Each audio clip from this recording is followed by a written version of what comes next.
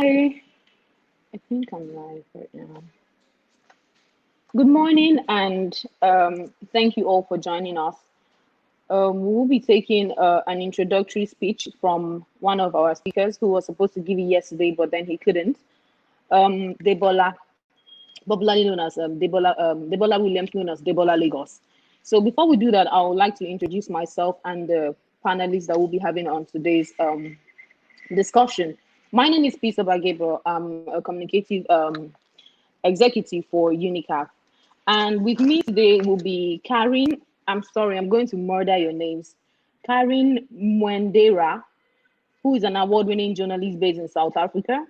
Tebe Ikala Feng, and he's the foremost Global African Branding Authority and has worked as the Chief Marketing Officer for Nike for Africa.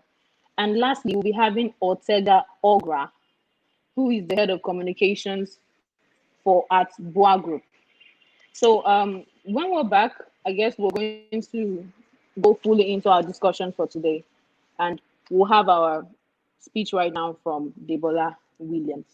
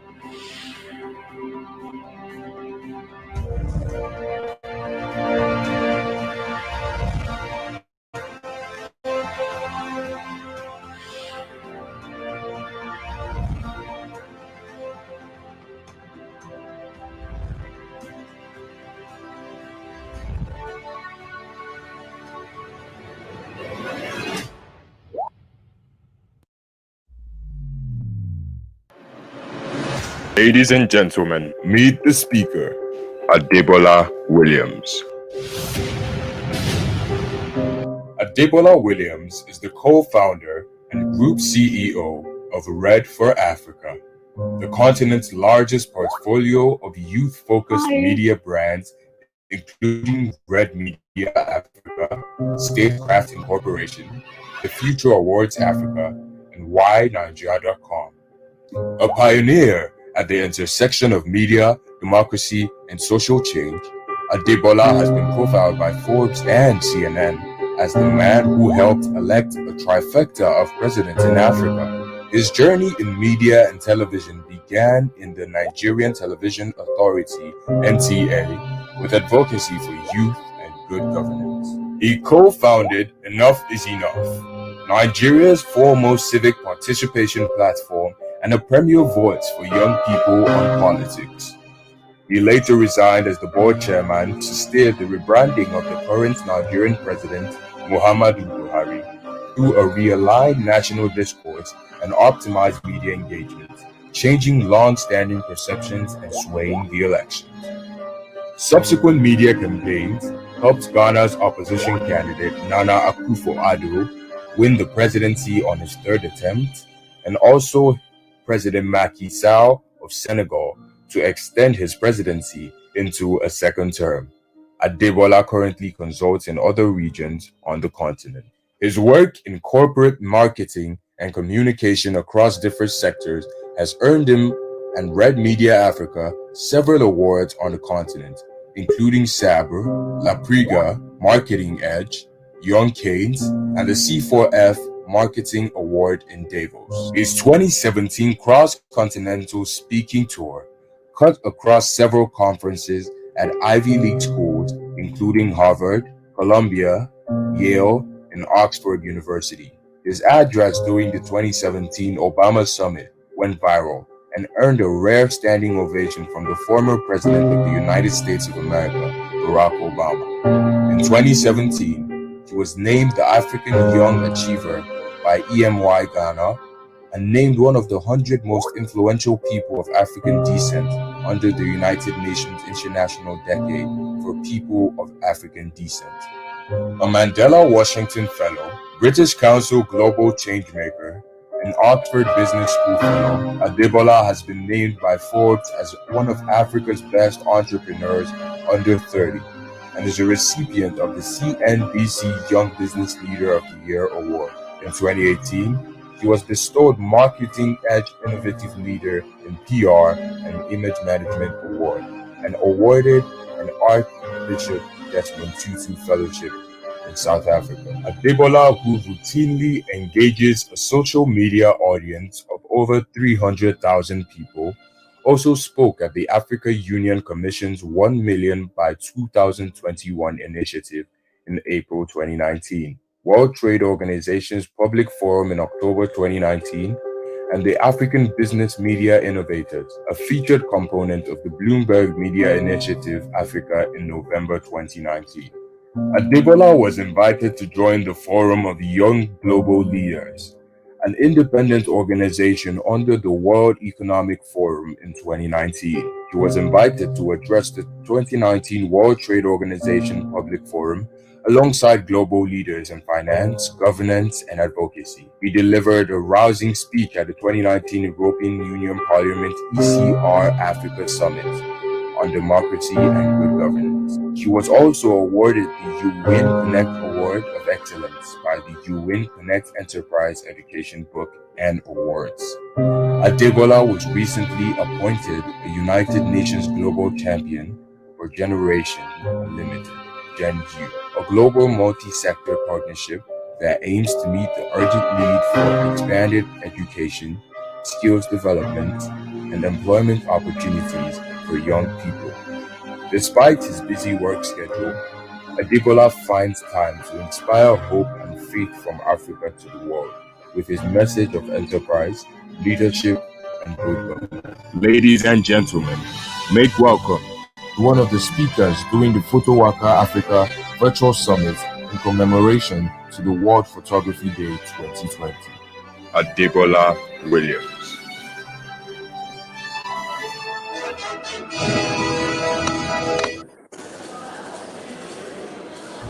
Good morning, peace. Can you hear me?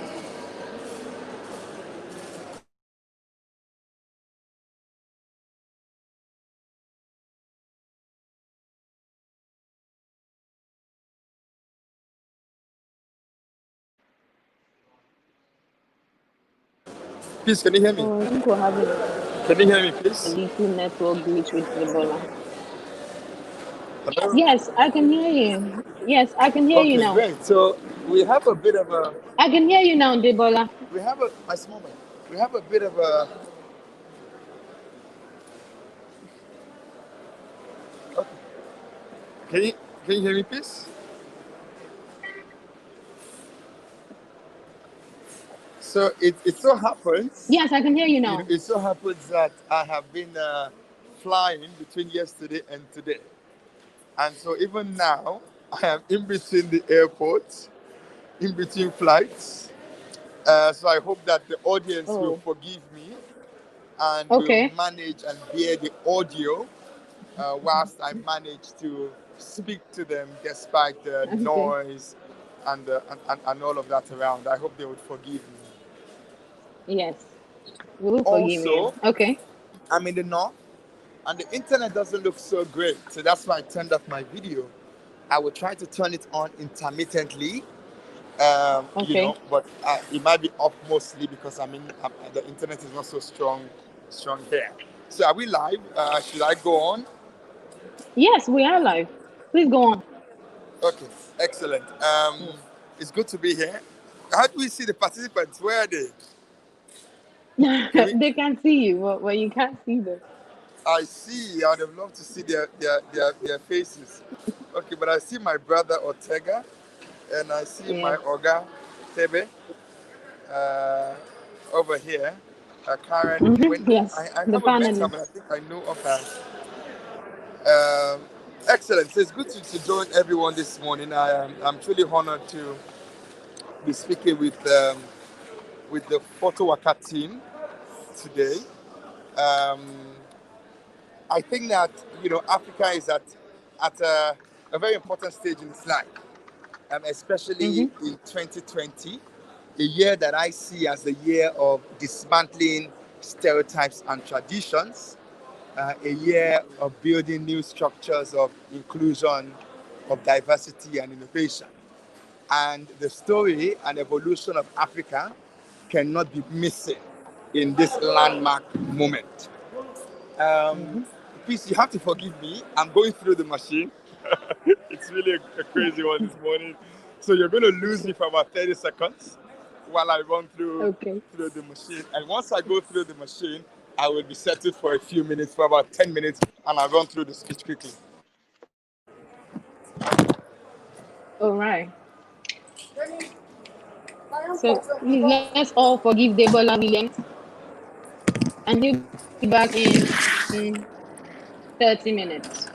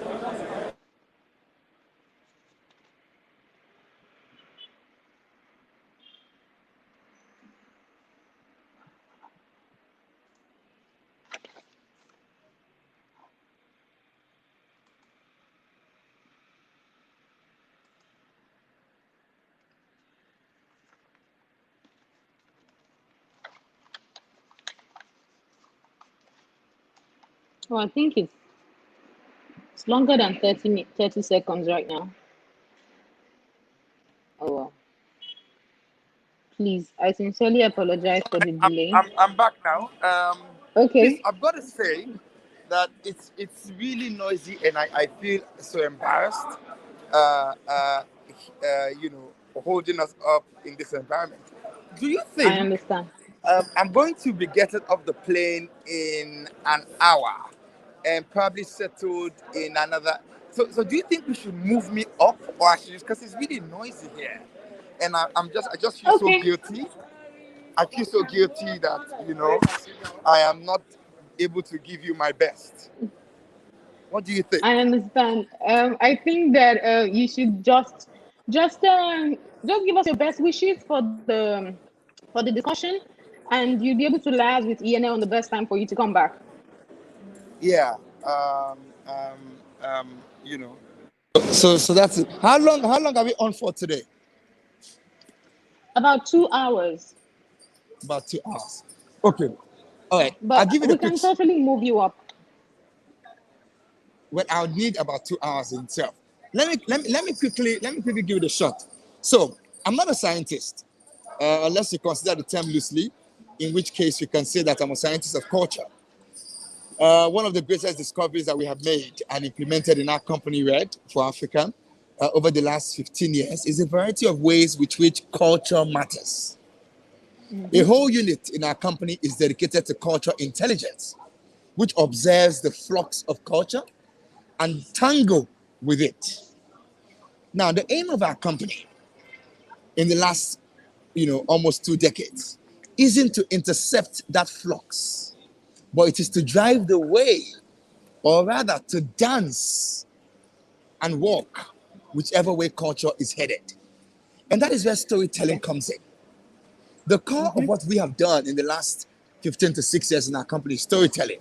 Storytelling of what Nigeria is, of what Africa is, defined not by stereotypes, but by actual human to human experiences. The capacity, the competence, and the production of a human existence in spaces.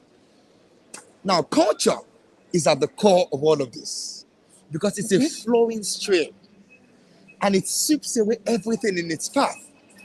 But you see, whilst culture includes memories, mapping, Hmm. where it is, where we are headed, there needs to be a weaver. There always needs to be someone who is tying everything together. And that is the power of photos, the power of artists, the power of media, of music, of films, of dance, and all the different cultural experiences. It is the power to weave the essence of a people in a simple, entertaining platform to edify, to educate, and to empower for the growth and development of society. The weaver is always a storyteller. And that is why there's a popular saying that if the lion doesn't tell his story, all that we'll see will only glorify the hunter. Okay. That is the essence of storytellers. Now, upon brief consideration, the fact that the storyteller is invariably a human being also sounds like a great thing. And it is if you're telling the right stories. And for everyone on here today, as stories tellers, using one of the most powerful mediums in the world, imagery, you are much more powerful than you might ever think. An image speaks 1,000 words faster and louder than whatever anyone wants to say. You see before you hear. And people tend to do more what they see than what they hear. And so being positioned as photographers, as capturers of history, as people who steal time and encapsulate history is such a powerful position to hold. Human beings are hardwired for bias, and the best amongst us are those of us who know this and know peace by acknowledging it. But our job is to work daily to correct these stereotypes. What we have seen over time and time again is that people struggle to get past the inborn biases. It colors the way we view. It influences every reaction. Everything trickles and makes a big river. From the ancient Greek author Herodotus, who described Africa in his travel guide as being dog-eared men and headless with eyes on their chest, to Frederick Coombs, author of Coombs' popular phrenology. He described Africans as powerful enough to convince the otherwise pious and upstanding Victorians of the inferior nature of Africans and therefore the rightness of colonialism. He basically, captured a story about our essence and used whatever weaknesses he could identify to justify colonialism. Now, that is the power of storytelling. Storytelling has made, villains into heroes over time. It is a consequence of what Chimamanda Ngozi Adichie called the danger of a single story. And anyone is at risk of suffering under the weight of unchecked biases because they had fed fat on a single story that gave them half pictures. Which is why it is vitally important to saturate the space today, every angle at once, with whatever story, whatever perception that you want to create for yourself, for your country, for your people, for your race, for your organization. Storytelling is at the core of our being. Everything we do, from the designers we purchase, to the food we eat, to the places we go, is determined by storytelling. And great pictures go the furthest in creating the instant magical connection with another human being. The internet has helped a bit, in giving room for people to share diverse stories. Everyone on this phone call has a mobile phone. Africa has 1.2 billion people on the continent, 753 million mobile phones, 363 million people on the internet. If each of us every day chose to post a positive story about Africa, we will be contributing to the reservoir of knowledge that can change the perception of our continent. It is not just any collective that we call the media that will take us to the promised land. It is individuals, people who are daily making choices to be aware and to correct a long-standing stereotype. Exactly. There is a slippery slope relationship between a story that needs to be told and the person that's chosen to tell it. African voices are vital to infusing life into stories that are acutely familiar And it is easy to get carried away by the fact that because it's our story, every African storyteller has a grip on how to tell it. But that's not true. You might be African, but not be able to tell the story. And that is why, as photojournalists, as sharers of stories, it is important that we embed ourselves in knowledge and history so that we can capture the right stories and tell the right stories with the accurate information. There is already a clutter, a mess out there. We cannot change it by going to also add misinformation. History is a gift of essence for human beings. I remember hearing the stories of the Igbo, 75 Igbo men at the Igbo landing who landed as slaves in the US and chose to walk in the ocean and die rather than be enslaved by the Americans. Now, that for me is a story of courage, of pride, of identity. A story that says to me that when next I see injustice, I should sacrifice my life in courage instead of submitting myself to dehumanization. Now, where did I find that story? I found that story in Beyonce's Homecoming series last year. So I didn't hear that story from Nigerians. I didn't hear that story from Igbos. I heard it from an American. Well, thanks to God, my friend Gerald Chukwuma, the artist, is designing a whole series around the Igbo landing, to educate us as Nigerians. Now, that is the role that every one of us plays, not just as photo storytellers, as journalists, as pop culture connoisseurs, but everyone that has a mobile phone. Anyone, as I've said, is at risk of a single story. Opinions, after all, are not born in a vacuum. Opinions are distillations of years of interaction with an environment. Picking up detritus that have festered unchecked for ages and thus passing them down most times. I'll close by saying to everyone, stories are like nests.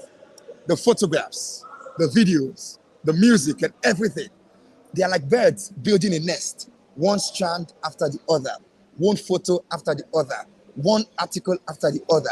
And on that nest is a bird layered to lay eggs, to live in that nest and accept the conditions of their being.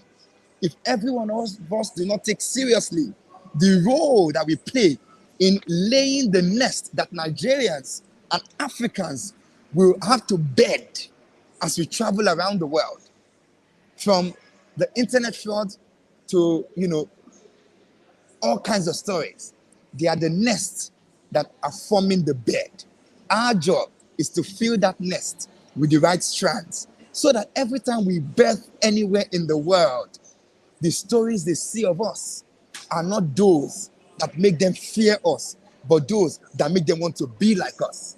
I made a decision about 6-7 years ago to start wearing full Nigerian attire anywhere I went in the world as a powerful storytelling. That whenever I stood in front of any audience, any boardroom, anywhere in the world, I chose to be excellent. So that when they tell the stories of my people, they will say, oh, but I met one of them who was different, who was excellent. And I chose to dress as a prince from Nigeria because that is what they get in those emails. The image of the prince from Nigeria is a 419.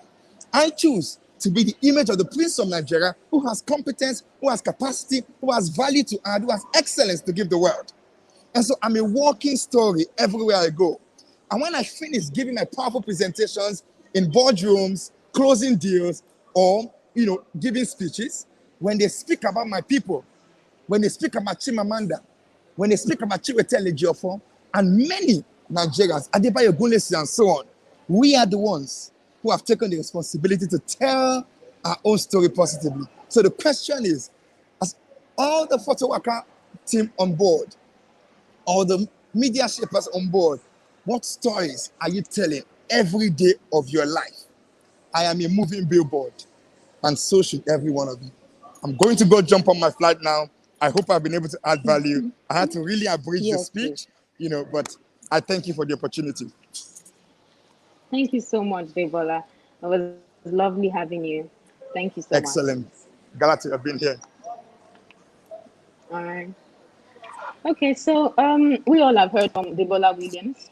He has told us about how the stories we tell every day through everything we do, from our mannerisms to what we wear to what we say to the images that we put out.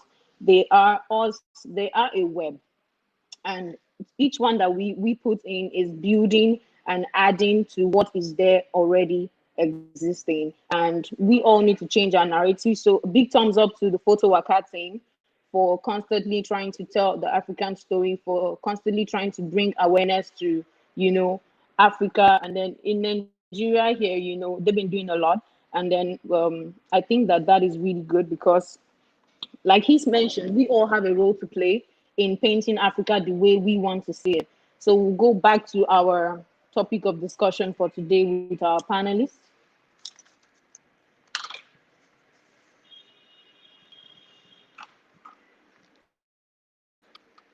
And we'll be talking about how we can drive the authentic African stories using the media.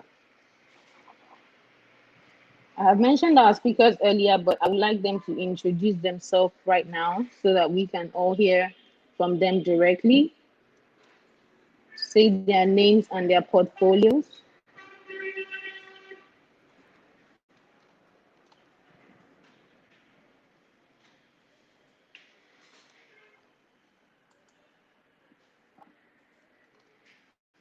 Ladies and gentlemen, meet the speaker, Karen Wendera. Karen Wendera is an award-winning journalist based in South Africa and a journalism and media studies lecturer.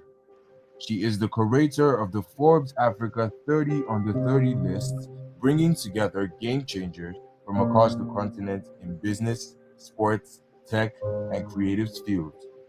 She has worked with numerous local and international publications and has interviewed the likes of Naomi Campbell, president of the AFDB, Akinwumi Adesina, NASPER CEO Futi Maniele, Diana Guira, Fela Kuti, Yvonne Chaka Chaka, Mr. Easy, President Cyril Ramaphosa, and more.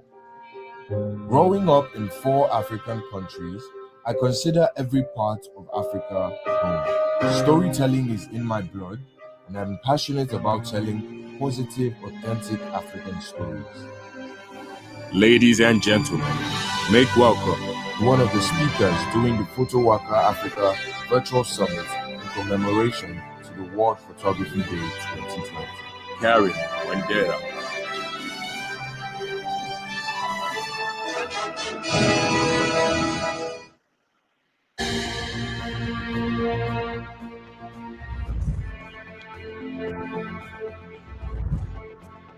The speaker, Bebe Ikalafeng.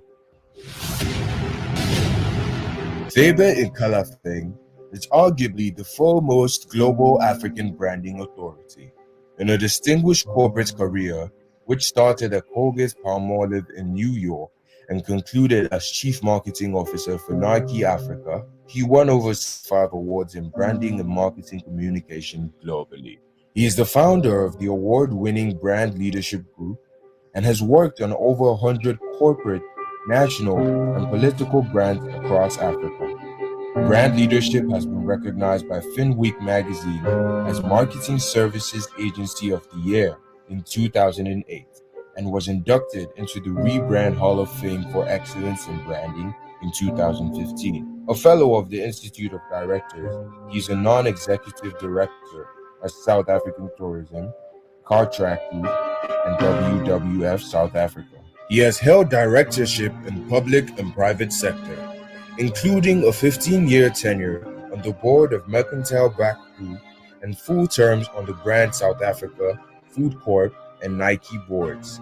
He has been recognized by New African magazine as one of the 100 most influential Africans. He founded Brand Africa, an intergenerational movement to create a positive image of Africa, celebrate its diversity, and drive its competitiveness. Brand Africa 100, Africa's best brands, the only Pan-African research and ranking of brands in Africa to promote excellence in building brands in Africa, and Brand Leadership Academy to empower and inspire brand leadership talent.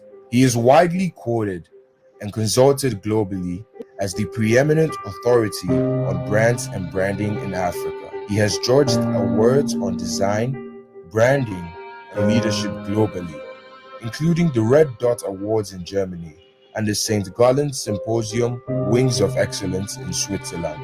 He served as the inaugural vice chairman of the Brand Council of Southern Africa and as the first African chairman of the Loeries, the premier advertising awards in Africa.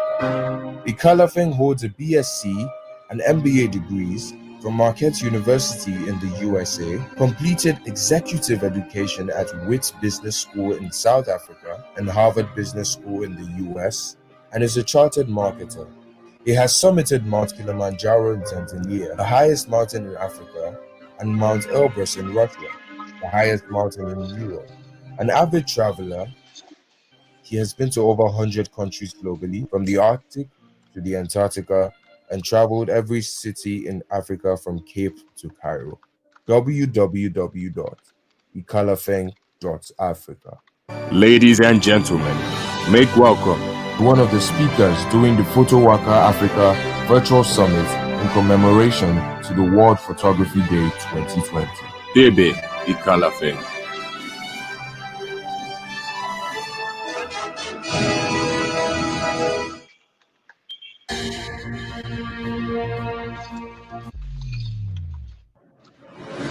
Ladies and gentlemen, meet the speaker, Ortega Ogra. Regarded as one of West Africa's leading corporate and strategic communication executives, Ortega's career has spanned international development, financial services, and manufacturing in almost 1.5 decades. Ortega is the group head of corporate communications at BUA Group, a multi-billion-dollar conglomerate with investments in foods, mining, manufacturing, cement production, and infrastructure. Widely regarded and respected as one of the best crisis managers and communication executives in the industry, his commitment to excellence and his exploits in the field of brand, marketing, and communications speak for itself. He started his career with the German Agency for International Development (GIZ) and FGN Multi-Sectoral Women Empowerment Program in Northeast Nigeria as a field officer for HIV/AIDS and reproductive health, managing 5 projects relating to HIV/AIDS and reproductive health, Planned Parenthood, girl-child education, and access to justice for women and children.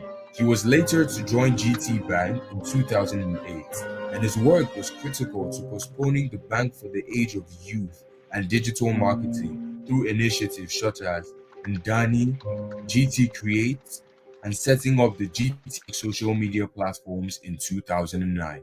At 24, he became the youngest ever to lead the corporate communications function in the banking industry when he joined Wema Bank, a role in which he successfully led the bank's rebranding program, which was completed in May 2015. Or he the group head of corporate communications in one of Africa's largest conglomerates, BUA Group, with the key responsibility for charting a corporate communication, brand management, marketing, CSR, crisis and reputation management strategy for and its subsidiaries. With a degree in public health from Babcock University, Ortega regularly volunteers his time and resources to various causes. He sits on the board of the PhotoWaka Africa community and is a member of the Chartered Institute of Public Relations UK, the International Association of Business Communicators. He speaks at various forums and consults regularly for individuals and corporates in the luxury brand and public affairs space. Ladies and gentlemen, make welcome one of the speakers during the PhotoWaka Africa Virtual Summit commemoration to the World Photography Day 2020, Ortega Ogra.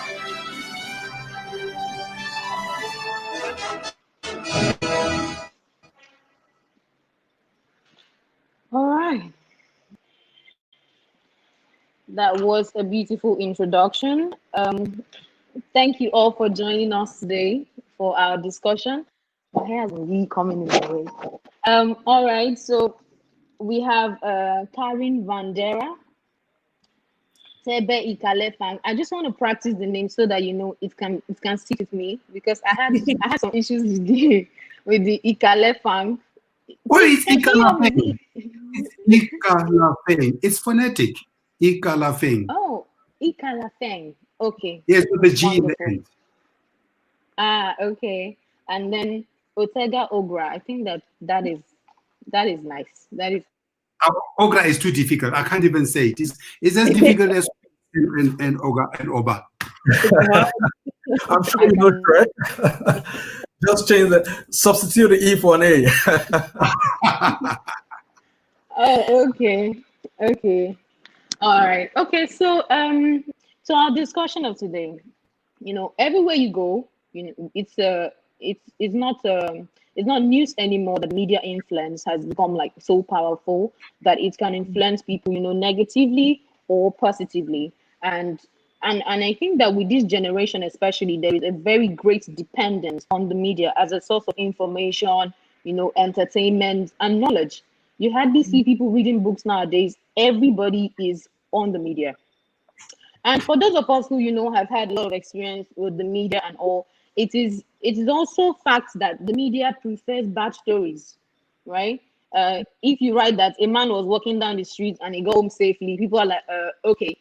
But when you see a man was walking down the street and he met a lion, after he killed the lion, he ran into a snake, people are like, whoa, there is something mysterious and newsworthy about this situation. So, but it is also like an issue right now, because at the mention of Africa, it typically conjures up all these stereotypical images of lush jungles, wild animals, poverty and famine, corruption, tribal warfare, deadly diseases.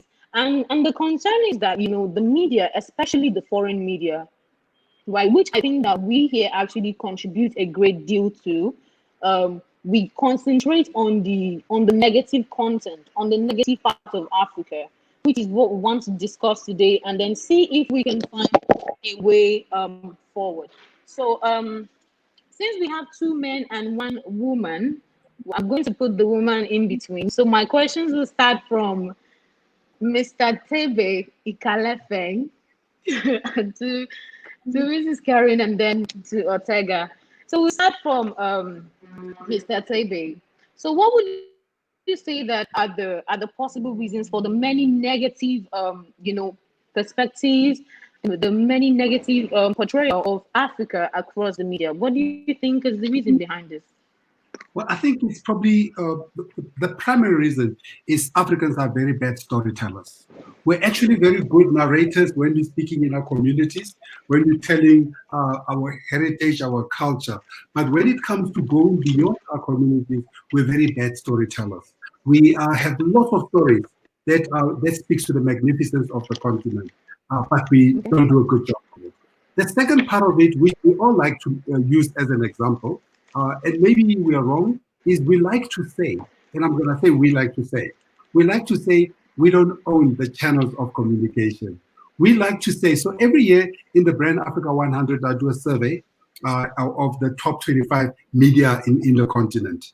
Out of the top 25, only seven are only seven are African. The top three, BBC, CNN, Al Jazeera. So those are the ones, France 24. So those are the channels that go out. Why? They invest in that and they go out into the rest of the world to tell their story. They curate their stories and take it to the world. We don't take our stories to the world.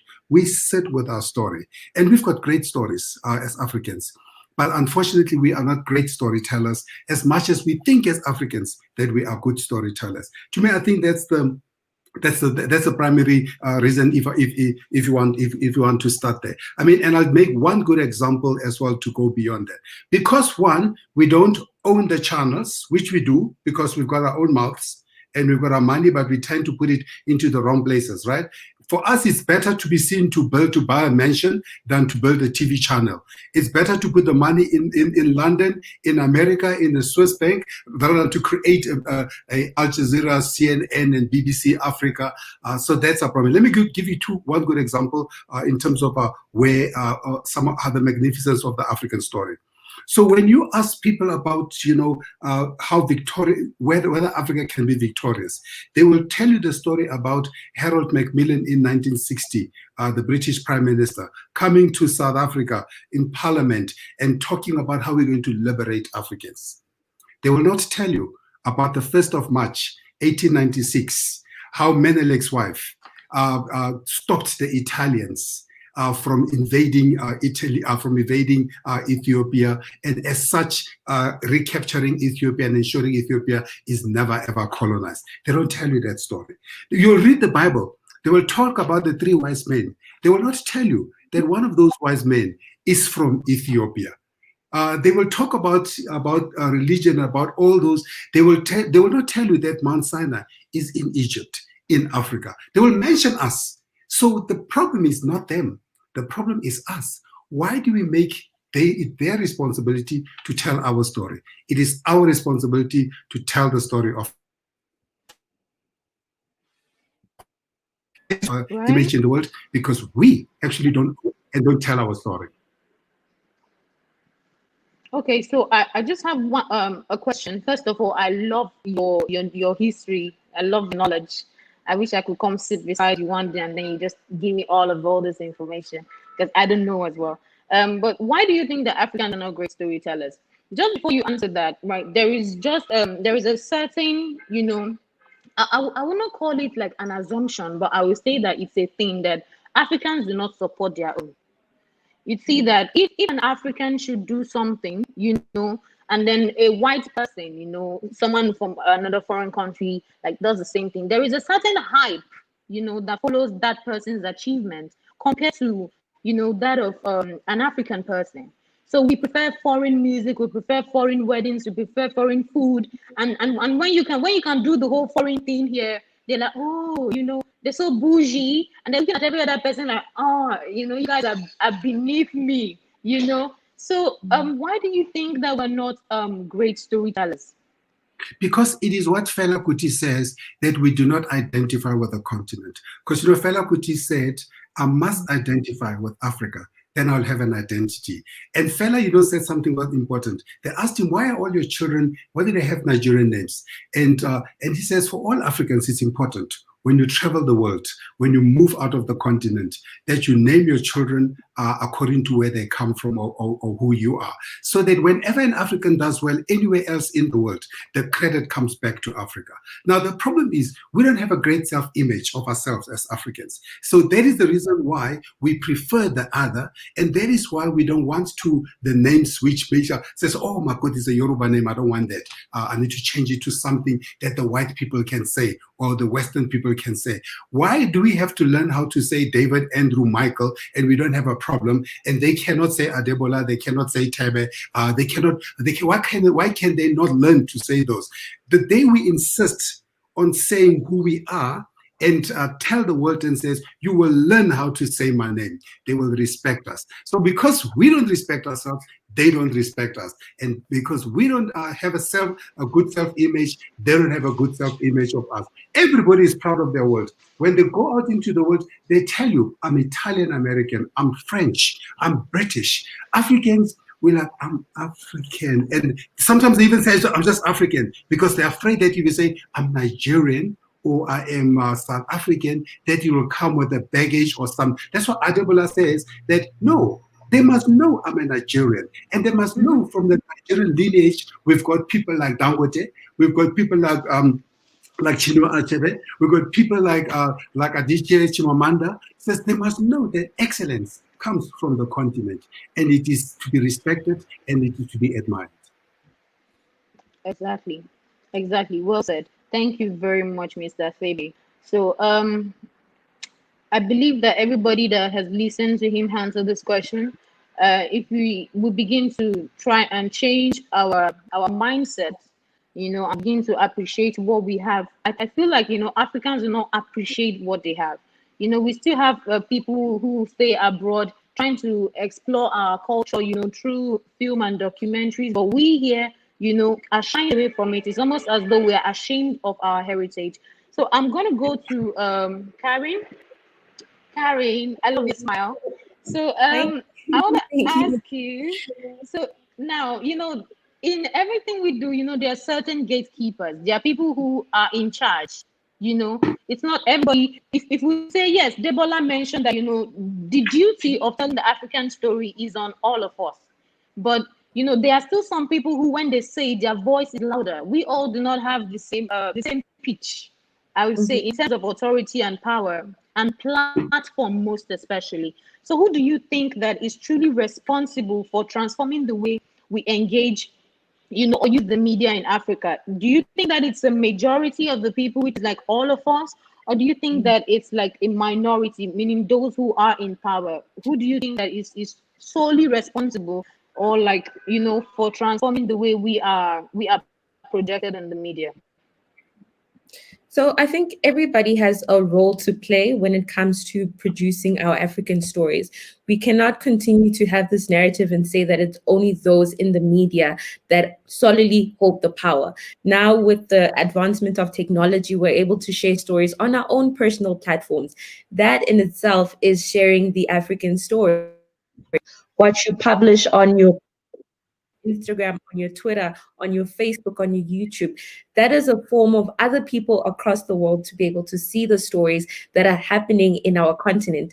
It's no secret that yes, we still are living in a world where majority of what is influencing our stories is from the West. Media imperialism is still a huge problem that is taking place across the globe, where a vast majority of all the stories that we're receiving are from the West rather than them receiving stories from our continent. So as a result, we have this imbalance in terms of the knowledge, an imbalance in terms of the type of stories that get told or that reach mainstream media.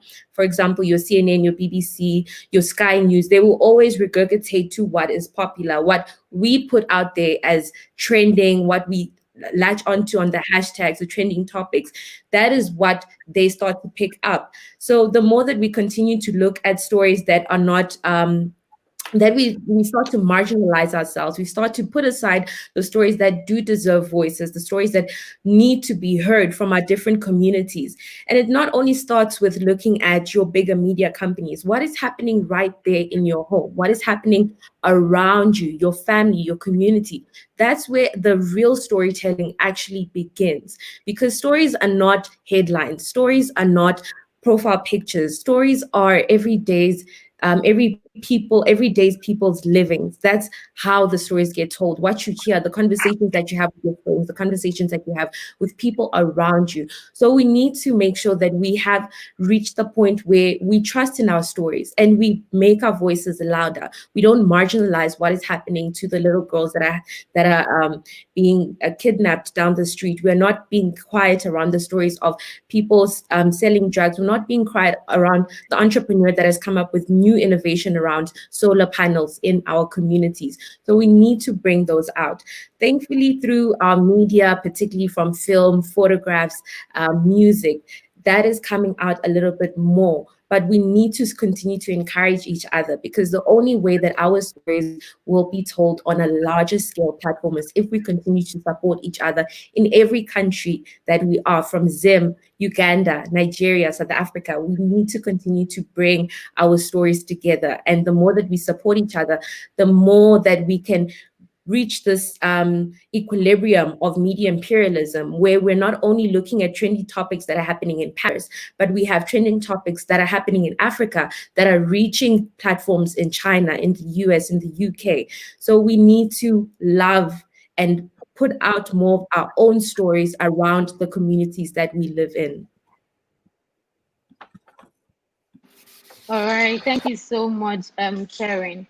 So you are suggesting that I would say we use the wall of Jericho approach, where all of us go around with our trumpets and then we just keep blowing and blowing until the walls fall So down. So it's not absolutely. I right. think a lot of people think is that, when you get into journalism, it's a job. Journalism is not a job. Journalism is a duty. It is our duty to tell our stories. It is our duty to put out our identity about who we are to the world authentically. Because, like our fellow speaker Tebe had said, that for a very long time our identity had been linked towards colonialism. When the colonialists came, they were the ones that brought in the tool for storytelling. They were the ones that decided to say, this is how a story should be told. This is how you need to report on stories. And that gave us as Africans the platform to tell stories, but it wasn't from our own perspective. It was from the perspective of the West, because they wanted to know where the different resources are in Africa, where can they go to make more money. So that has been the narrative, focusing on storytelling, but through the eyes of the West, the Western society. So we need to reclaim that and go back to the way we usually would tell stories. You know how back in the days we would have, community groups where adults and young people would come together to share stories around themselves. That is the authentic African story. That is how we were, or how we reclaimed the way we would tell stories. So it's just about getting back to that, experience of Ubuntu storytelling, and not the kind of storytelling where we're only focusing on negative stories.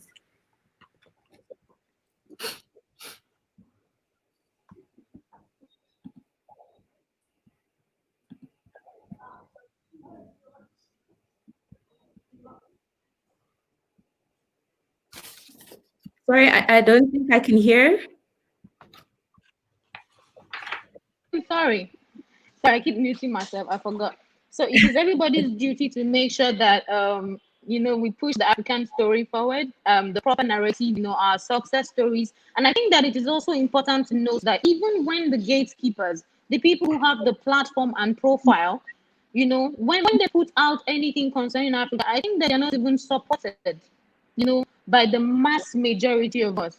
We will still rather, when there's an African documentary, people would rather go and watch, other movies that they find, entertaining. But the only way we'll be perceived is after, I think Tebe said something like that.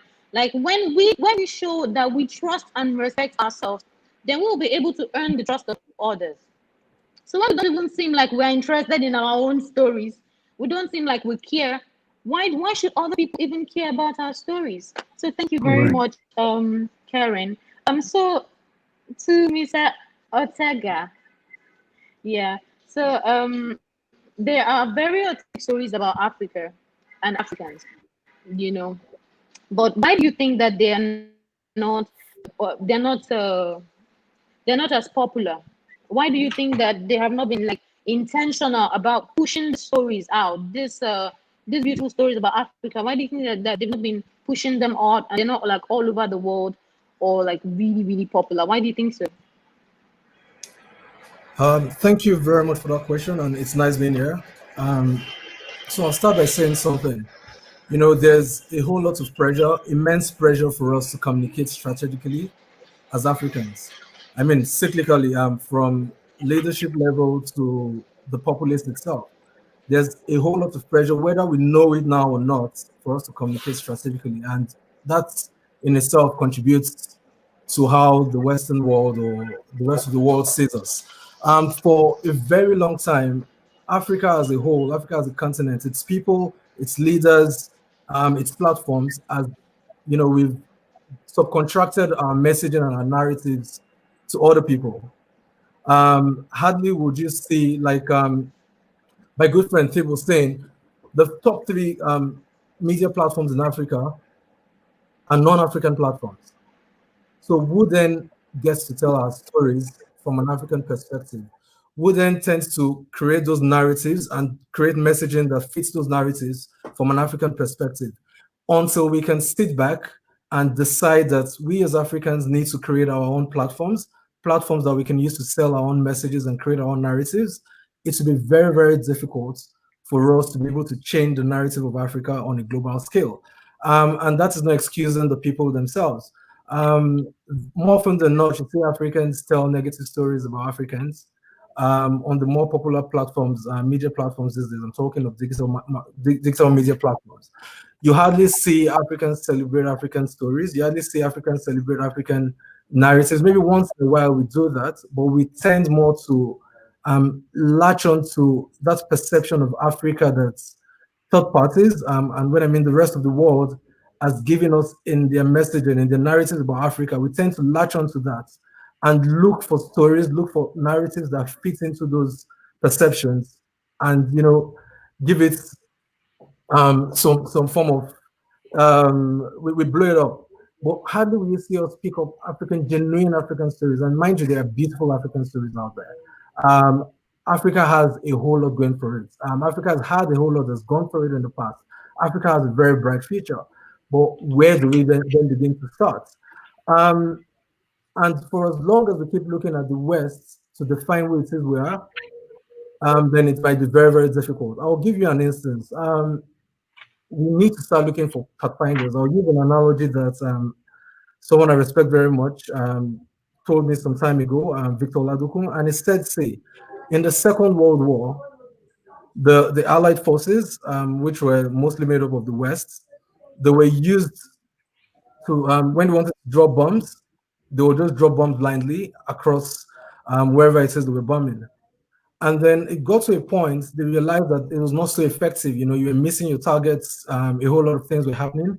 And they developed radar technology. And what did radar do? Radar helped them to be able to pinpoint targets and hit those targets with, great accuracy. And what does that tell us? We need, and they called the people that did that pathfinders, those that are managing the radars. We need pathfinders, like Victor Oladokun always say, we need pathfinders in Africa.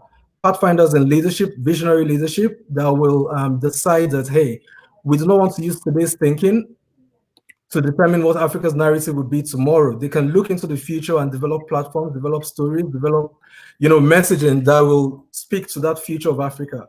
And also pathfinders amongst the private sector, pathfinders amongst the general African populace that will help create those right narratives and, be the plank where the rest of Africa, congregates around and, push that story out to the world.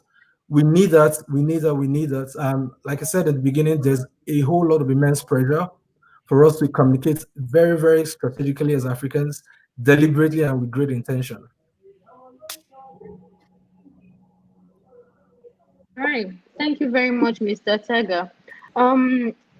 As regards your answer, I want to ask a question. Go ahead. So, I read an interview once online where the interview was with, well, he's late now, but it was with the former BBC reporter, I think Komla Dumont, that was his name, if I'm pronouncing it right. And he was asked what he thought was the solution to getting the right narrative about Africa in the media. And his response was, let Africans speak for themselves. Let Africans tell the African story. So do you think that one of the problems of how we are portrayed in the media right now and to the world generally is because of the people telling our stories? Do you think that this is part of the problem? And if you do you think that the people who really know these stories and want to share them, do you think that they are not restrained due to funds, due to resources and then other challenges that they might have to tell our stories? What do you think? So I believe it's the issues are systemic in nature. Like I said earlier on, one, it starts from visionary leadership. The communications distills from the top. If you do not have leadership that think this is how Africa should be projected to the outside world, I mean, there's nothing that will push the citizens themselves to follow those to do that. I mean, they might do it in a very small scale, but it will be very, very difficult for them, to do that. Two, platforms. Platforms are not cheap to build. Good quality platforms are not cheap to build. Like Thebe said, how many African countries have sat down to think that, hey, let's put our funds behind building a proper African platform rather than paying for a mention on the likes of CNN, BBC, CNBC, and co. Very, very few. I can imagine if NTA or SABC were empowered to do that, you would see a lot more, with correspondents around the world and all that, presenting not only African news to a global audience, but also global news from an African perspective. it's a sort of soft diplomacy. We need to see those platforms come on stream. We need to see those platforms being supported fully. I mean, without, yes, we know they might say, oh, private sector might be the best to do it, but we found out that in Africa, what works best is a mix of private sector and governments, a hybrid private sector government arrangement. So we need to see those platforms come up. We need to see those platforms being empowered to do that with limited control by the powers that be. Africa needs that more than anything. And then thirdly, Africans themselves, that's speaking to us as citizens. We cannot keep talking, for lack of a better word right now, trash about Africa. I'm sure if you look at within 2 to 3 degrees of separation from yourself, you will see an African that is doing exceptionally well. You will see an African that has a great story that will resonate across the world. What are you doing in your own small space to push that story? You can always wait for the big platforms. I mean, we've been blessed now with platforms that gives us skill to push out information. Social media is there. There are a whole lot of platforms. What are we doing with those platforms? How are we effectively utilizing those platforms to push narratives and tell stories about Africa, that the world will begin to know that, oh, Africa is not the land of despondency. Africa is not always the beneficiary, of Western aid or whatsoever. Africa is one that is very progressive. Africa is one that can see into the future and create. We need people, we need platforms, we need leadership that can work together across different standpoints and viewpoints to get our messaging across to the world.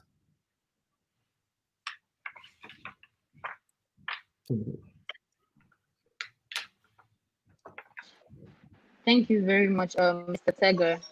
That was really, really insightful. So I'm going to go to Mr. Tebe again. So my question is, I'm going to have to merge like 2 questions together right now because I really want, to get your very extensive response on this. So Africa, as we all know, is not a land of, I would say, it's not a land of roses. We are quite for the lack of something, I don't know, maybe we're quite backward, right? When you look at the speed of technology all over the world, and then you see that we are quite big on corruption and other issues, which I know that are not only present in Africa, but we kind of have, maybe because I'm here, so I feel like it's quite high. Now, when we tell our African stories here, right? Even if we want to portray the true stories, do you think that these stories are like are positive stories? Secondly, I must refer to this movie that came out, Panther, right? The Wakanda movie. I believe you saw it. Yeah, okay. So when the Wakanda movie came out, you see that a lot of us were excited. I was part of those people who went to see that wearing the dashiki. We're happy because for like almost like the first time, on a like world class level, Africa was portrayed as, I would say a country that was winning.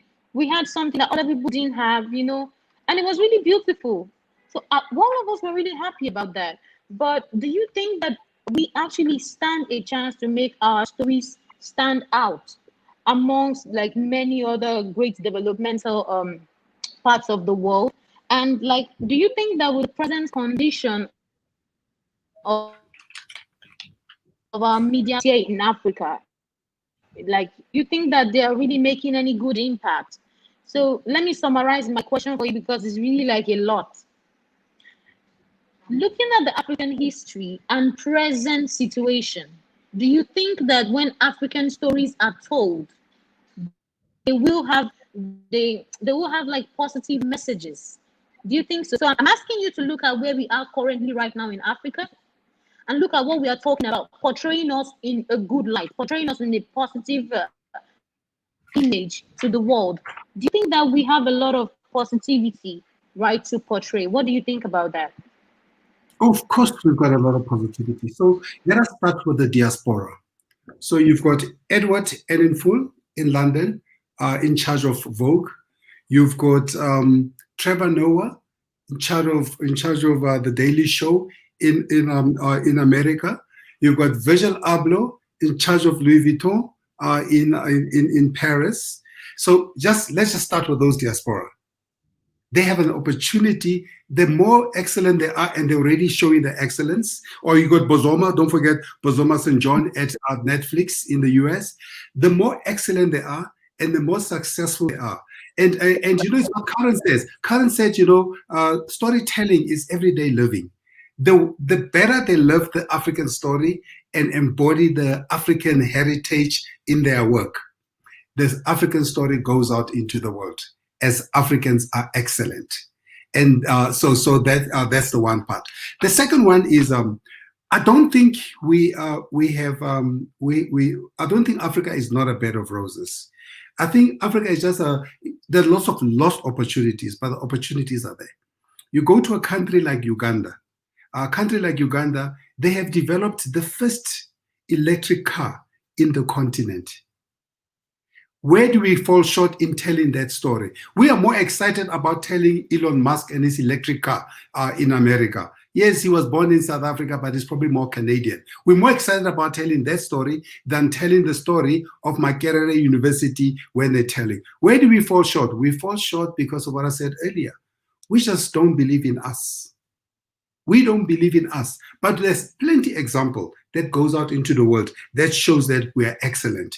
There are plenty examples that show, but the missed opportunities are, if you've got Nollywood, which produces 3,000 movies a year or so, that's a missed opportunity. It's not a missed, sorry, the missed opportunity is all of us not falling in line with Nollywood and propagating. Instead, what do? We look down on the stories and we're like, those Nigerian stories, all about witchcraft, stealing wives, and all those things. Instead of saying, that's just a reflection of one slice of our daily lives. Because in our communities, there are people who believe all those, there are people who live like that. So we need to celebrate that. So until we celebrate who we are never going to, and until we acknowledge first that we are excellent, because you need to acknowledge that what you do is excellent. And you also need to acknowledge that, or what you also need to think about is, do not judge your excellence by the world standard. Judge your excellence by where you are and what you do. The problem with Africans is we want global validation. Whereas the rest of the world does not require African validation. The rest of the world, they say, this is what is good for you, Africa, and they give it to us. We need to do the same. We need to say, the rest of the world, this is what is good from Africa. You have it our way. And until we acknowledge that excellence, we are never ever going to be able to tell the story well. And what do we require? We require what we've learned in technology. For example, Google. People spend money in Google and they do what they call search engine optimization. What does that mean? That means you want to make sure that when stories come up about they come up on top. How are you going to optimize that story? By flooding the world with African stories and positive African stories. To me, that's what we do. So we need to optimize the African story. We need to tell it out there in however way we do, because we've got amazing stories. That's why I loved your Wall of Jericho approach, because that is how we're going to do this. What do we do when Stella McCartney puts up an Ankara dress and sells it for £500? We go on Instagram. Stella is stealing our things. That's our identity. It's not even yours because it came with the Dutch. The Dutch gave you that fabric. But we go on here. How dare she do this? This thing, you can get it at Makola Market for 1,000 naira. No, that's not the story. What you need to do is you ought to have been on that ramp at Paris Fashion Show, at London Fashion Show, at New York Fashion Show, showing how proud you are of the Ankara. Don't wait for other people to find the excellence in you and for you now to start criticizing them. They are seeing that which you've put a blind eye to. So that's what we need to do as Africans. Acknowledge our excellence, be proud of our excellence, don't apologize for excellence, seek no validation. Because if we seek no validation, we will do better than we are doing right now. Right now, what are we known for? Hand begging. We need to stop begging. We need to stop borrowing. We need to start telling our story as it is. We need to own our own story. So we should be looking at Kiramoto that I spoke about in Uganda. We should be saying as African, if your name is Dangote or your name is whoever it is, and say, why don't I put money into that car and make sure that Africans are driving that car in the next 5 years, instead of us importing cars from everywhere. I mean, you see what I mean. To me, that's where we need to go as a continent. I hear you. I hear you, Mr. Tebe. While you spoke, I had like I imagined a scene in my head, right? Where when I was young as a child, I think it was Christmas time, and my mom got me a sandal. I didn't want a sandal, I wanted a shoe. The shoe was so much better. And then I had a friend who was wearing the shoe, and I just kept looking at her like, I want this shoe. This shoe is so much better than the sandal I have right now. And if I had a way, if I had the means of getting that shoe, I would have snatched it off her feet, and I would have worn it. But then my mom told me about contentment that day. And I can just relate it to what you're talking about right now. So we in Africa here, due to our technology and the current state we are right now, we are like wearing a sandal. And yes, fine, the world is like other people, the foreign countries, they're wearing the shoes, and it looks so good. Everybody wants the good stuff. So like, oh, I really want that shoe. And then the people who have the means, are always just like jumping there. Oh, I want to relocate. Oh, I prefer Hollywood. Oh, I prefer this. Oh, I want the white guy stuff. But I think that we need to be content with what we have. It's only that way that we can develop what we have as well. Thank you so much. That was very insightful. Um, Let me move to Karen. Karen, why do you think that it is so important for us to begin to drive the authentic stories of Africa? Like, what do you think, especially as regard maybe the generations coming? I think that for me, they are like my major concern, because Yes. like, if is it what we have right now, is it good for the next generation that are coming? Because even in my own generation, I don't even think I know a lot of African stories. I have to consciously, like, read about it. I'm always grateful when I see documentaries, that tell our stories. Beyonce tried doing one the other day, and just like what Mr. Tere mentioned, I went online and I saw a lot of people criticizing her, saying, "Oh, she's stealing our culture and trying to make money from it." And I'm like, what does Beyonce need with your money? You know? And so it's funny, but why do you think that we need to do this? Why do you think it's very important for us to begin to drive successful and positive African stories on the internet to the world generally? Mm. Well, firstly, our stories, our African authentic stories are golden.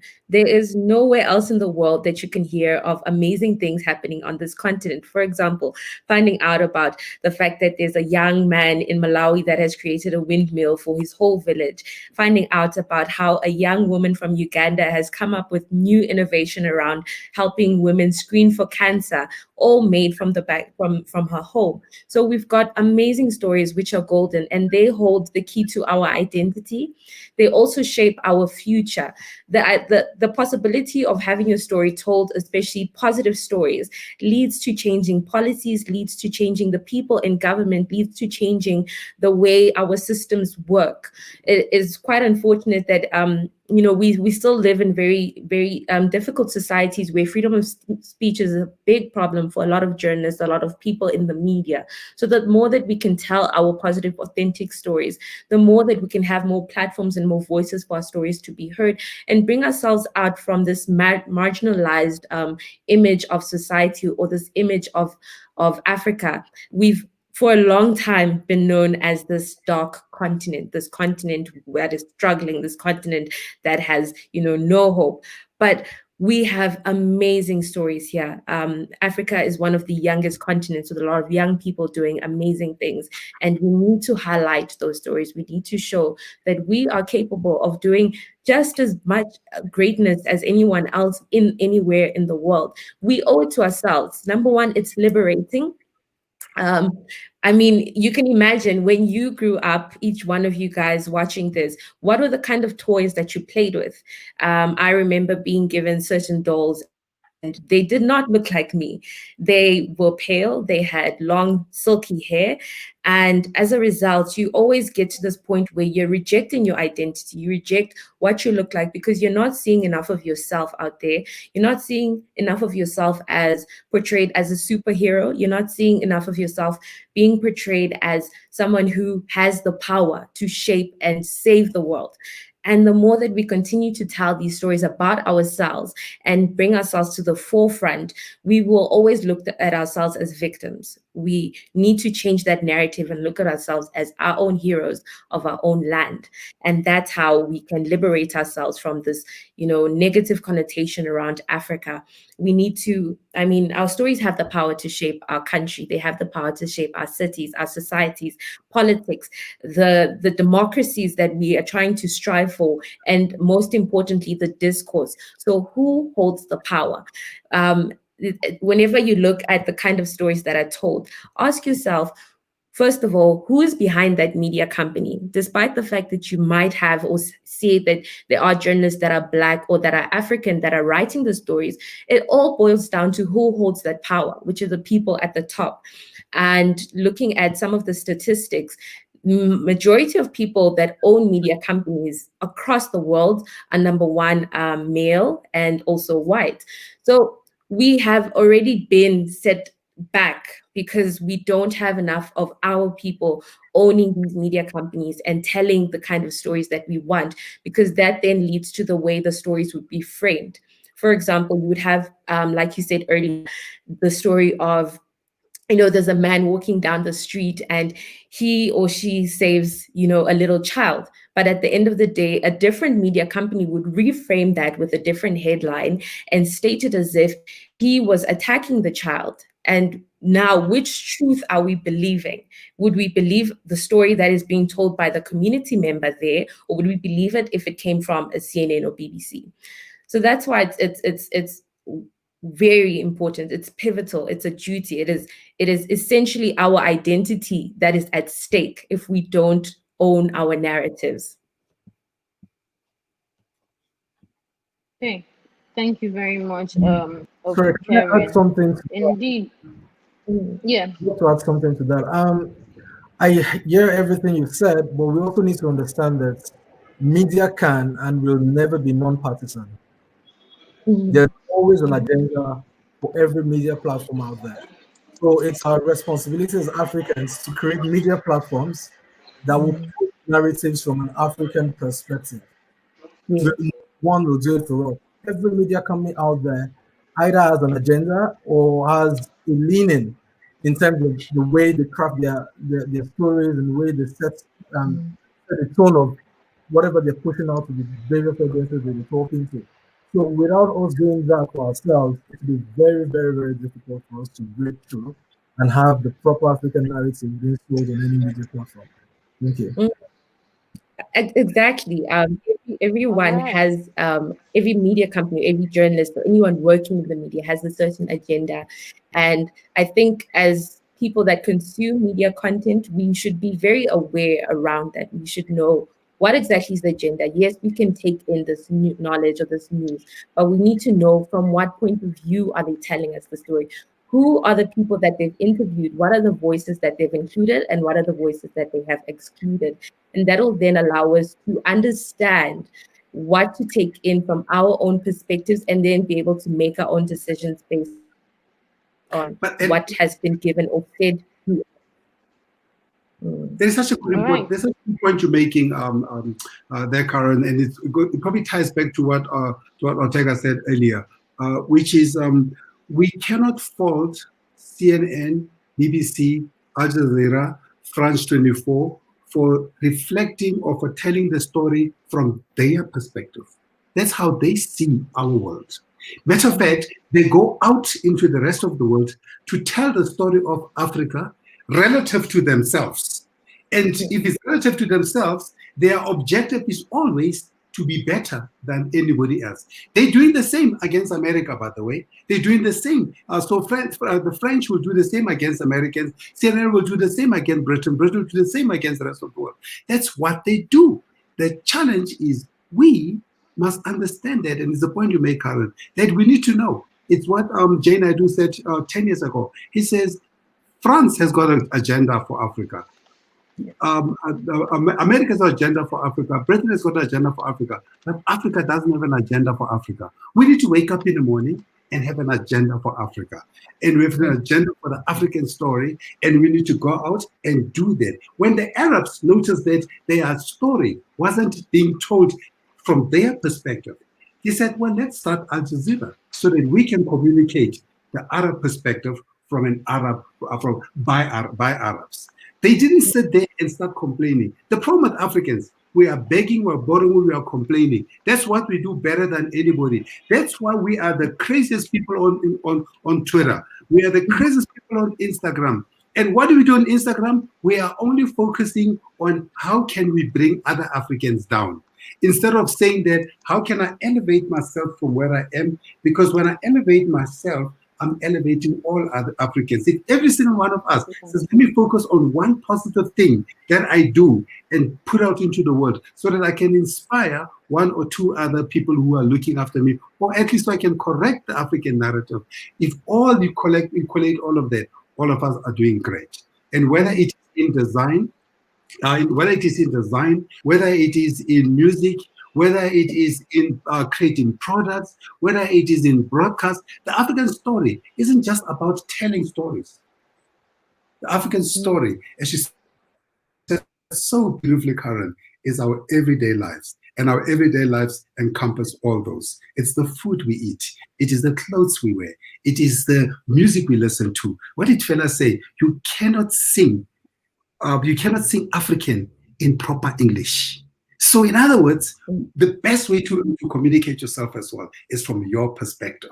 And that's what we need to do. And that's what Ngugi Thiong'o decided in 1977. He's going to stop writing in English. He says, because I don't seem to be able to, he says, I can't articulate myself as well unless I write in Kikuyu. And until we do that, and where is he now? He's an internationally respected author and a professor. That did not diminish him. Instead, it elevated him. And you'll see, the more you respect yourself, you accept yourself, and you acknowledge yourself, it elevates you. Absolutely, I agree. We need to get to the point where we're no longer being objective, but we are advocates. We're advocates for our own narrative. We're advocates for our own story, and let that be known. A lot of the things that they teach when you go into media is that you must be objective, but sometimes it's very difficult because at the end of the day, we are human. We do understand there might be a good and a bad side, but once you're able to communicate that to your audience, then it becomes much more easier for your message to be put across and to see what standpoint are you telling your story from. So, just as you said, as Africans, we must be able to advocate for ourselves, advocate for our stories. All right. So, you think that this is the point where we as Africans, we take the bull by the horns, and we change the narrative that we have out there. But to Mr. Tega, you know, I kind of just want to accentuate a little on what Karen said, because I think that it almost looks as though it is really intentional on the part of the foreign the foreign news, right? That they try to focus more on the slums, and on the negative side of Africa. I feel like they almost search out for like the most miserable environment, the trees and jungles, and to film in, and they like propagate negative stereotypes of Africa as like a nest of like poverty and problems. Now, I don't want us to keep talking about the problems, right? What do you think that we can do aside, just letting them do what they do? Like you mentioned, they have an agenda, and almost every media platform, they always have what they are pushing. Because they are aware of the fact that there is a great internet dependence right now on the media and its channels, right? Do you think that we as Africans need to be more selective about what we take in? I think that during my master's, then we had a theory where they taught us about, selective retention, selective exposure, selective perception. Do you think that we need to consciously take out what we want, and then just leave the rest? But then what do you think about what they are painting to the rest of the world? Because I recently was speaking to a white person who was asking me if we actually have roads. And I've been hearing about that, but I didn't think it was actually true. Like, he did not think that we have roads here. So what do you think that we can do about this? Do you think that this is just a situation beyond us where we have to fold our hands and just watch? What do you think we can do about this? So Debola says something that until the lion starts to tell the story, its own stories, the story of the hunt will always glorify the hunter. So there is this they romanticize the image of Africa in Western media, in media across the world, and that is what we see daily. It's the Africa that they came to meet, the Africa with huts, the Africa with spears and lush green vegetation and all those things that you mentioned. But is that really Africa? I mean, Africa, we're a people, and it's what we do is what we are that defines us more as Africans. It's happening till today. Beyonce released a video recently, and for every beautiful thing that the video had, behind it all was that same romantic idea about Africa, and we need to actually step up and change that. But the question is, are there any African platforms that currently tell African stories and do not do that? Very few. You look at our own African platforms themselves, and they're also basically doing the same thing. If they want news that sells, and wait, before I even continue that, let me say something that a lot of media content in Africa has actually been tilted majorly towards driving traffic and and gaining recognition or making money rather than telling stories that really matter and pushing out the narratives that actually matter to many African communities. So until we can do that, then we have a huge problem on our hands. Um, sorry, please, 1 second.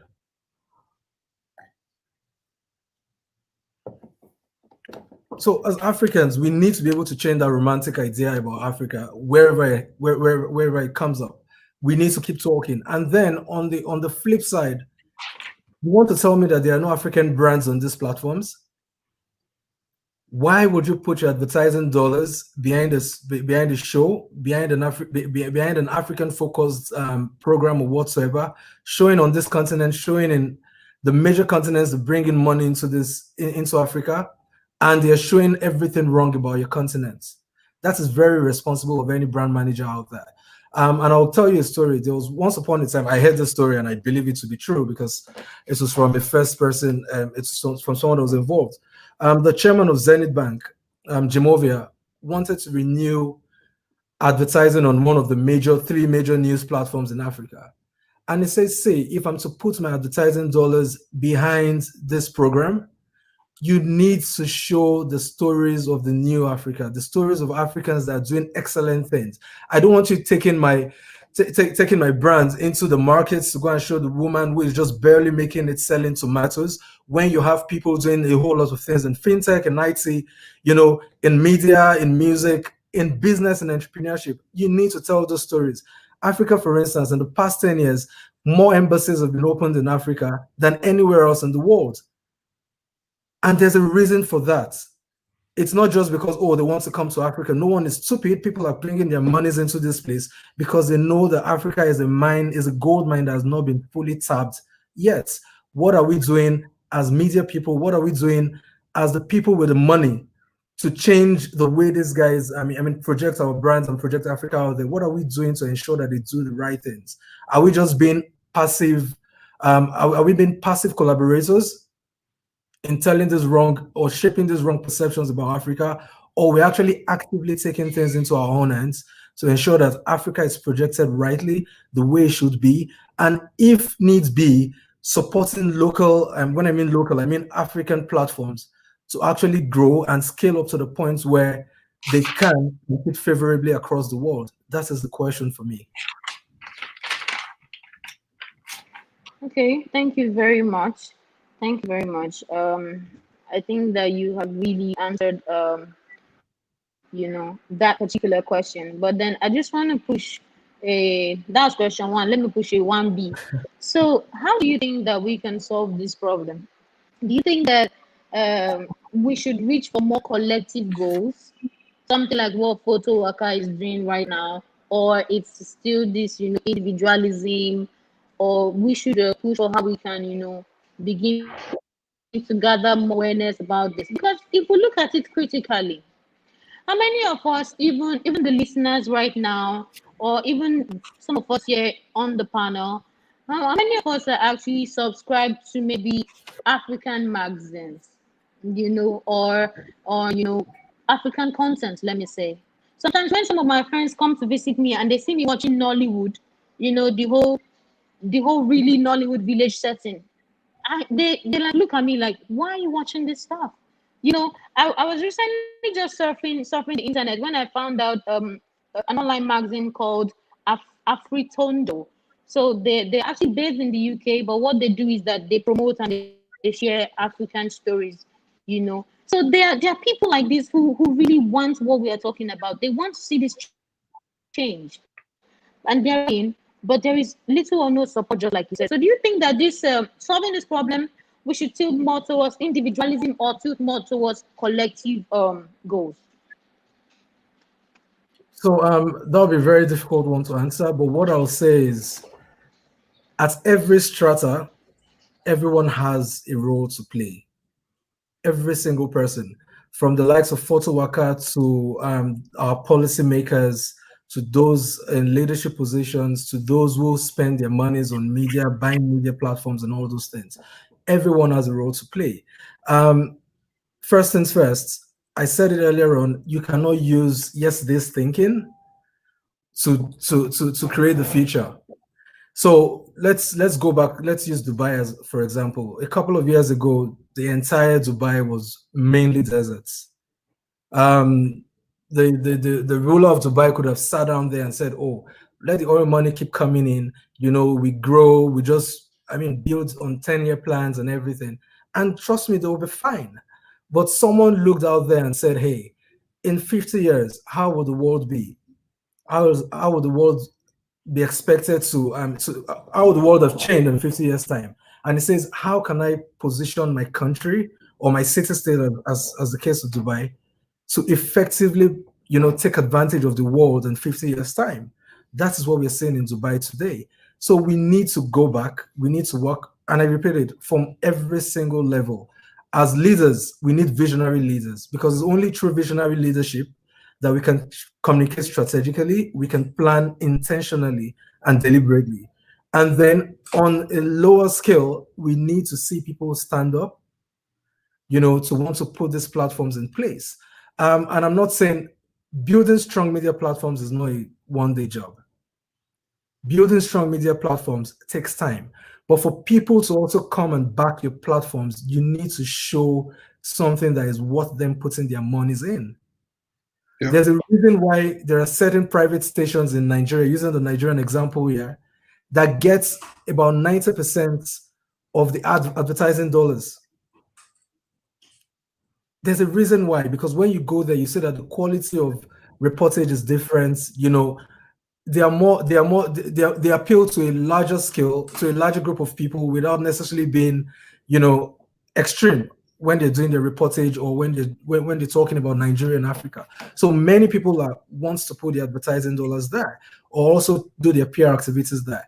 How do we see Africa? How are other Africans stepping up and taking those same models that have worked in our countries one by one and building it on a Pan-African scale? How do we get to do that? And who is willing to put their monies behind it? It's not going to be a 2-year thing. It's a capital intensive exercise. But are we ready? And is the government willing? Are governments across the country, across the continent, willing to support? Exactly. Okay.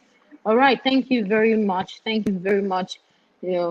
All the speakers, you guys have all answered questions eloquently. So I think that we have spoken enough about the problem at hand. So right now we're moving to the solution, right? So I'm gonna go in the order that we've been going, one after the other. I want you to clearly, and in summary, tell us what you think is the way forward. because we've spoken about Africans not supporting themselves, Africans not being great storytellers, Africans not putting the positive image out there, we're not supporting our own. We've really stated the problems.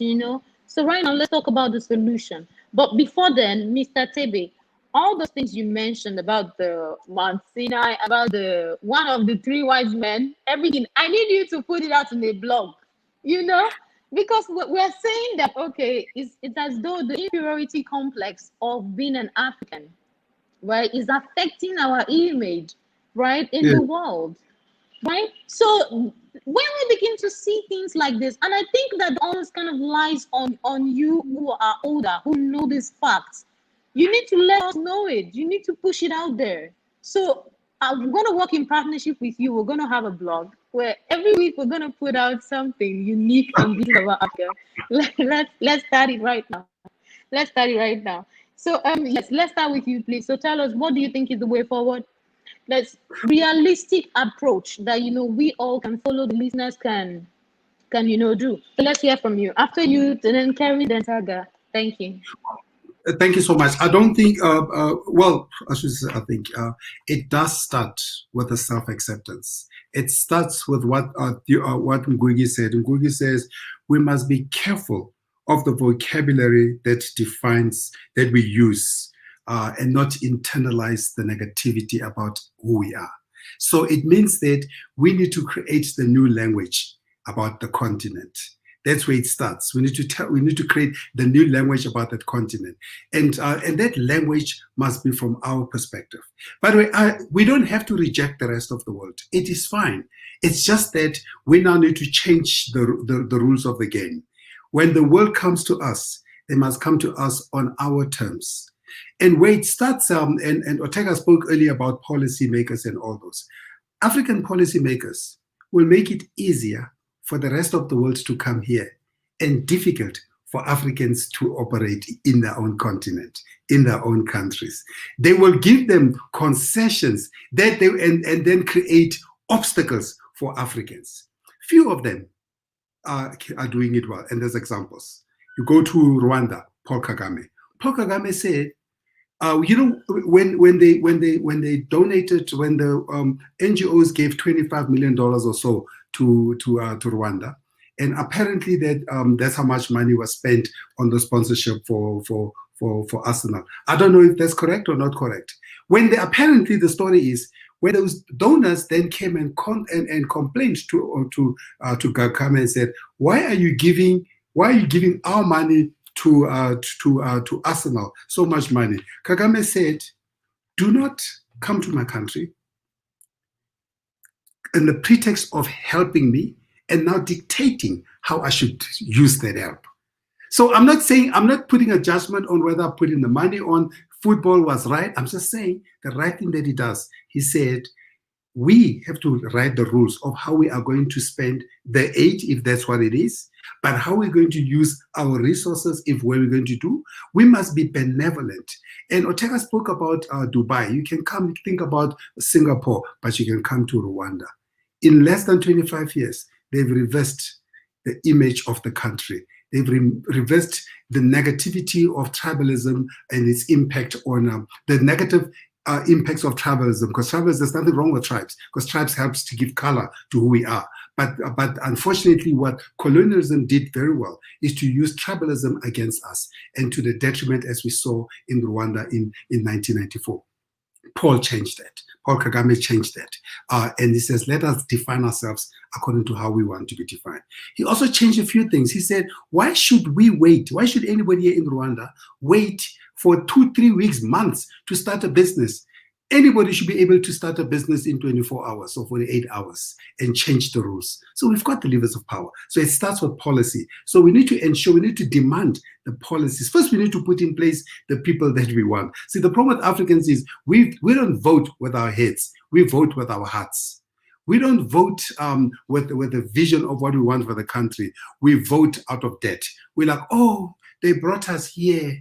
You speak to whether it's Zimbabwe or whatever, they're like, or South Africa, they say, oh, but they fought for us. But you say, but they're not doing the right things. They say, oh, it doesn't matter as long as it's not them. How do you know it's them? You are not closing the doors for other new people who can come into the place. So to me, it's great policy decision making. Otega said it, vision is important, but for vision to be seen through, you must put in place the right people in power. And thirdly, most importantly, you must also have a self-vision of what you want to see in the world, for your continent. But it starts with the individual.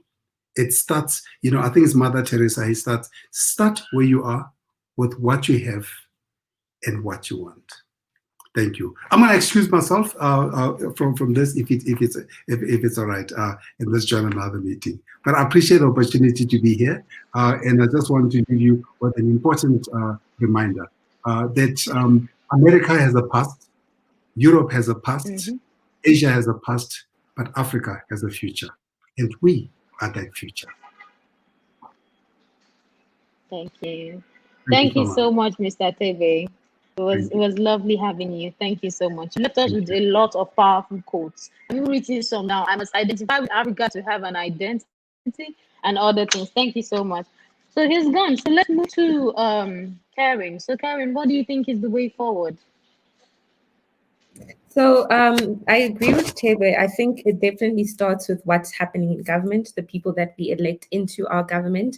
We need to look at the kind of policies that they stand for, because those policies are essentially what will come into place. And when it comes to the media, we need to ensure that we are looking at policies that promote freedom of speech, that promote access for people to tell the stories the way that they want to, without any discrimination, without being censored, without being held back around the tools that we have. And then above that, we also need to look at what we consume. It's very important that we look at consuming more African-based content. We support each other. We reach a point where we collaborate. This development of Ubuntu is very essential, because that is essentially what it is to be African. We did not grow up in isolation. We grew up with our families. We grew up with our friends. So we need to collaborate in each and every country in Africa. Let's have more partnerships between Nigeria and South Africa. Let's have more partnerships between Malawi and Tanzania. Let's get to the point where we are not afraid to reach out to people across different platforms and across different countries, and just communicate and say, I have this problem. You guys have done it like this. How can I implement that where I am from? Or how can we work together to essentially come towards a better understanding of our world? And then, of course, what we show our children. It is quite important for us to be very selective around the content that we're showing our kids, the content that we show our younger members of society. And because these are essentially the next generation, we need to be very selective around the stories that we're looking at from social media, what we latch onto on these trending topics. That essentially creates the narrative that drives where people are hearing more noise. People are our stories are becoming more louder. And then to top it off is just tell your story. We are all witnesses in every sphere of life, whether you're a politician, you're a businesswoman, you are a lawyer, you are working in hospital. We are all witnesses to something. And as a result, our story matters. Wherever you're from, your story matters. So don't be afraid to share it. Don't be afraid to tell it, and tell it the way that you want to, without filtered, without being censored, without being afraid of how it might be received. Just start with you.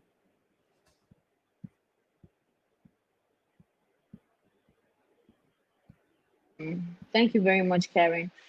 It starts with you, it starts with me, it starts with each and every one of us. So let's go to Mr. Tega. So what do you have for us as a solution to the current issues that we're discussing about? So there's very little to add. Karen and Feby, they've said a whole lot. They've provided a whole lot of insight. But I would like to add three things. And then one is that we need to look across the world and borrow from success stories. Um, and let me use the China example. China has always been known for its very silent diplomacy on the world stage when it comes to media, when it comes to them pushing themselves out. But COVID-19 taught them different. The moment the president of the United States went on a rant on media platforms against China, what did you begin to see? You saw the Chinese come out and vigorously defend their own. For the first time, we saw Chinese ministers, we saw Chinese diplomats, we saw people at various levels of the Chinese society coming out and speaking openly to protect the Chinese brand, as the case may be. So we need to borrow from those success stories and also apply them um, in the case of Africa. Secondly, the media needs to be made commercially viable in Africa. Currently, media in Africa is not as commercially viable as it should be, which is one of the mitigants to people going into it. Until there can be a path to commercial viability for media platforms, you will hardly see Africans go beyond just normal.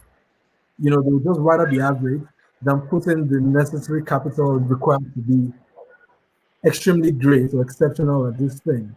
So we need to, as a continent, as policymakers, we need to find a way to ensure that at least we have one or two, you know, star boys or aces across Africa that can represent Africa as the way we would like it to be across the world. And then thirdly, Africans, every single African, we need to reject overwhelmingly negative narratives and perceptions about us as a people and as a continent. Mhm. You understand? I go to, sometimes I travel across the world and you take a walk, even in some of their most beautiful cities, and you find out that, hey, maybe they have some of the worst slums, very dirty and everything, but you hardly see that being shown on the media platforms. New York has some of the smelliest back streets you've ever seen in your life. But when it comes to projecting New York to the entire world, you see the New York of parks, the New York of tall buildings, the New York of Madison Square, and the rest. We hardly say that about Africa. I mean, there's nothing you need if you need to go for a vacation. There's no kind of vacation that you cannot get within Africa. Everything is here in this continent. If you go to South Africa, if you go to East Africa, if you come down to West Africa, you're the northern part of Africa, you can have excellent beach life, you can have, the countryside kind of experience that you want. You can have cityscapes. You have every single thing here. And the same thing replicates in our mineral resources, our human resources, and all that. So, overwhelmingly, as Africans, we need to reject the wrong characterization of us as a people. So, when you go online and you see other people coming on to say, oh, this is Africa, or saying untoward things about African Africans, you need to stand up and be counted and say, no, this is not the Africa that I know. This is not the Africa that we're becoming. We need to be able to push that narratives even at our own levels. So if we can do those three things in addition to what Thierry and Karen have said, I think we stand a very good chance of seeing the Africa that we deserve or seeing the Africa that we're getting to be in a very short time. Thank you. Thank you so much. Just like a quote that is quite popular online, they say that like nobody can make you feel like inferior without your consent. So I think that this is the point where Africans really need to rise up on our face and begin to correct it. Like you said, I like the word reject because it sounds it sounds serious, and that is what it is. It is quite serious actually. That we begin to push to push negative narrations back to sender, and begin to accept what we want. We need to be very selective about what we take from the media and from the internet, because I think the onus lies on us, you know, as the ones who are advanced and who are seeing the future of what it will be if we do not correct the current way that Africa is portrayed in the media. Our children will grow up very ashamed of their heritage, ashamed of their culture, ashamed of their native names, ashamed of their native food. It's going to be something if this is not attacked right now from the root. So thank you all for this. Even me taking notes myself, I have about seven solutions for this, and I hope that everybody listening, you know, have taken down one or two things that can help them push the positive African narrative. So I just want to say something, right? Like the role of entertainment. Where do you think that it stands in changing our narrative? Like lately, a Nigerian artist, Burna Boy, Whiskey, Davido, they've been taking up the international stage, and they've been like, putting us out there, putting us on the map. There are a lot of South African artists as well. No offense to Karen, but I do not know any of them. So I'm just going to stick with what I know. So well, where do you think that this stands? Do you think that this, because whenever they are given any form of international recognition, we all here are very proud. We feel like they're putting us out there. So where do you think that this stands, Tega? So I said it depends. Stevie said something. We need to what was the exact word he used? But basically, self-acceptance is key. Um, I dare say that Wizkid actually gave Drake and his music a new kind of a new outlook, and the same thing that our very dear Burna Boy has done recently with P Diddy, who produced his recent album. You can see that they need Africans to project themselves in a new light, and it's not because we need them. I say we do not need them. They actually do need us. But how then do we begin to see ourselves and be comfortable in our own skin that this is who we are? I love what's going back to music. I love what Burna Boy did with his latest album. He didn't decide to do what normally you'd see from Africa.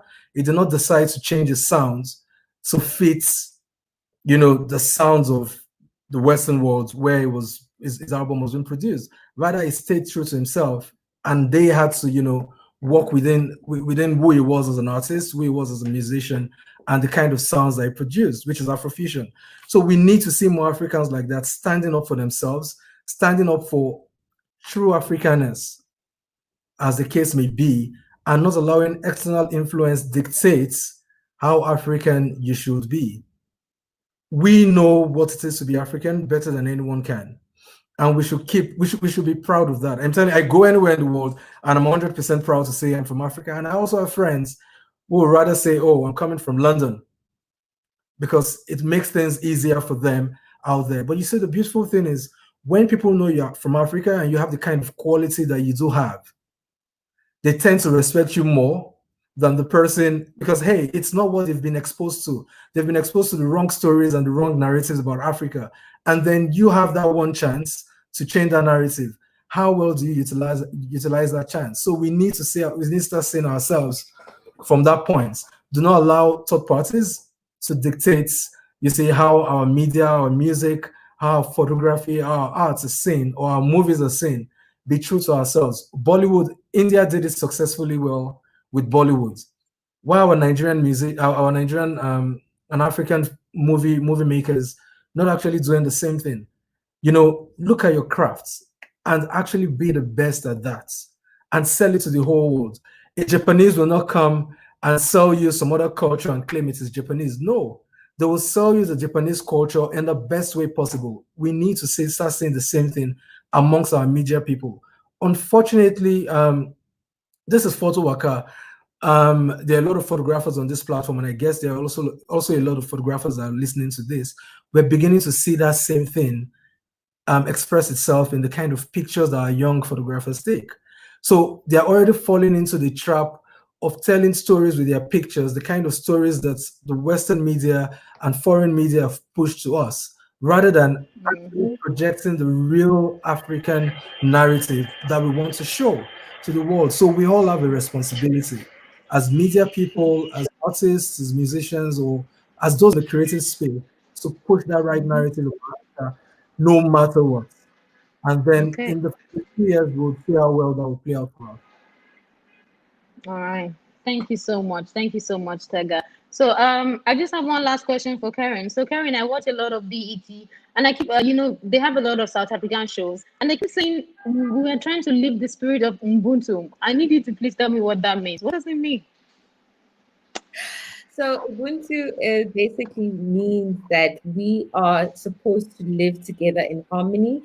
We don't exist in isolation. We exist as a community. So we cannot look at ourselves in society as just one person, but our goal to survive depends on the fact that we can count on one another. We can Uh, live as a community in okay, love great. and harmony, Thank you in so helping much. one another. Oh, this has been so engaging and interesting. So to all the listeners out there, let's begin to. I would try to reiterate on what Sega said. Let's begin to reject, all the negative narratives that we have of Africa on the media. Let's begin to practice what we call selective exposure, what we expose our children to, just like what Karen said, selective retention, and selective perception as well. Let's start the culture of active interpretation. Let's resist this. Let's resist this negative narrative. When we see something good about Africa, let's point it out. Let's support ourselves. So we'll be bringing this to an end right now. I really want to thank all the panelists who attended and gave us their time today to join us. I want to say that this has been really expository and helpful. I want to thank you guys again, and then all the people listening who have joined us from various platforms. I want to say a very big thank you to you for taking out your time. I know that it's not easy, especially since it's virtual. So I want to also say that we'll be rounding up this summit tomorrow as we celebrate the World Photography Day 2020, being 19th of August. And then we also want to tell people that you can join our Telegram community by clicking on the link that we have right now in our bio. So if you click on the link, you can join our Telegram community, and then you can be kept abreast of all the various activities that we have going on, because it's always a vibe with PhotoWaka. We always have something coming up and going at every time. So I'm gonna leave you all with a quote from Harriet, who was one of the women who really fought for Africa back then. She said that every great dream, begins with a dreamer.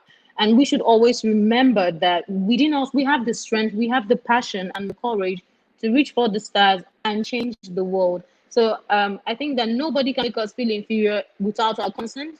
We can take the bull by the horns and write what we want. We can rewrite our African stories. So thank you all for joining us. It's been a very good time.